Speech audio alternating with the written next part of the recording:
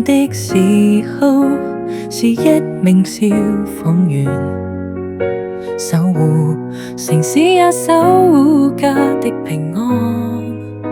最難忘的是帶着牌火柴仔，一家人去海洋公園，開心遊玩，孩子慢慢長大。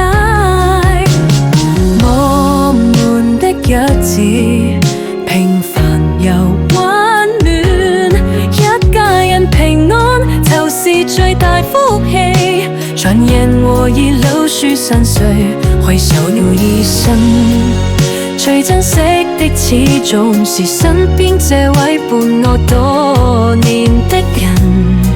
退休後，我和太太起去日本旅行，牽着手遊看風景，心裏滿是安穩。一生奮鬥過，快樂過，現在只願家兒平安健康，牽着彼此的手，慢慢到老。